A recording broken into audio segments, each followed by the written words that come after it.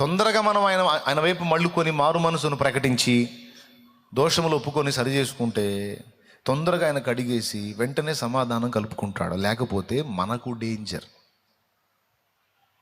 ఎవరికి డేంజర్? మనకు డేంజర్. ఎవరికి ప్రమాదమో తెలుసా? అర్జెంటుగా దేవునితో సమాధానం పడకపోతే మనకి ప్రమాదం. మనం ఇబ్బంది పడతాం. మనం ఇబ్బంది పడటం ఆయన తట్టుకోలేడు. ఎప్పుడైతే దోషము చేసి దేవునితో సమాధానం పోగొట్టుకుంటామో అప్పుడు వెంటనే శత్రువు మేలుకుంటాడు. దేవుడు ఎప్పుడైతే నీ దోషాన్ని బట్టి ముఖం తిప్పుకున్నాడో అప్పుడు వాడెంట్రై నిన్ను ఉతకటం మొదలు పెడతాడు. అది డేంజర్.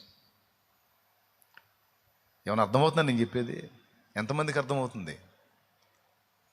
నువ్వు బుద్ధిహీనమైన పనులు చేసినప్పుడు దేవుడు నీ ముఖం చూడనని తిప్పేసుకున్నాడు అనుకో, అప్పుడు వాడు వచ్చి నిన్ను బాధేసుకుంటాడు. అందుకని ఆయన ఏం చేస్తాడంటే, తగలబడితే తగలబడ్డావురా, సరి చేసుకో, అయిందేది అయిపోయింది, లేకపోతే వాడు చీల్చి వేస్తాడు నిన్ను. అర్జెంటుగా ముందు నాతో సమాధాన పడాలి, రా, దిద్దుకో, ఒప్పుకో, సరి చేసుకో, మారు మనసు పొందు. అవును ప్రభువా, నన్ను క్షమించు ప్రభువా, నీ అసమాధానం నేను తట్టుకోలేను, నీతో సమాధానం లేకుండా నేను బతకలేనయ్యా, నాకు నువ్వు కావాలని ఎప్పుడైతే ఆయన పాదాలు పట్టుకుంటావో అప్పుడు శత్రువు రాలేడు నీ దగ్గరికి. చెప్పాడు, వారు తామిచ్చిన సాక్ష్యమును బట్టి గొర్రెపిల్ల రక్తమును బట్టి వానిని జయించి ఉన్నారు.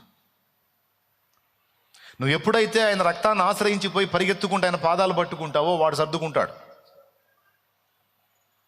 నువ్వు ఆ పని చెయ్యనంత వరకు వాడు వచ్చి ఉతుకుతాడు. యూదా ఇస్కరియోతుకు జరిగింది అదే. పేతురు కూడా పొరపాటు పడ్డాడు, 3 సార్లు అబద్ధం ఆడాడు, కానీ వెంటనే ప్రభు వైపు మళ్ళుకున్నాడు. కానీ యూదా ఇస్కరియోతు మళ్ళుకోబోయేసరికి వాడు ఎంటర్ అయ్యాడు, ఉతికాడు, వీడు ఊరేసుకొని చచ్చిపోయాడు.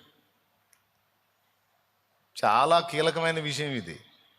అందుకే ఏదన్నా అతిక్రమం జరిగినప్పుడు వాయిదాలు వేయొద్దు, తర్వాత చూద్దాంలే అని ముందు పరిగెత్తుకుంటూ ఆయన పాదాల దగ్గరికి వెళ్ళి ఆయన దగ్గర క్షమాపణ అడిగి ఆయన రక్తంతో కడిగికొని శుద్ధి చేసుకొని దేవునితో సమాధానాన్ని ఏర్పరచుకుంటే అప్పుడు నెమ్మదిగా ఉండగలం.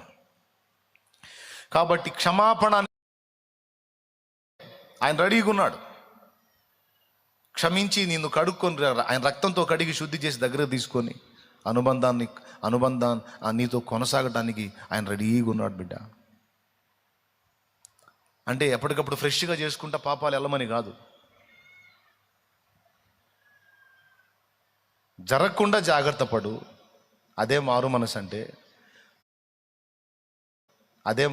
అంటే ఒకవేళ అన్ఎక్స్పెక్టెడ్ జరిగింది, వెళ్ళి ముందు దేవునితో సమాధాన పడు.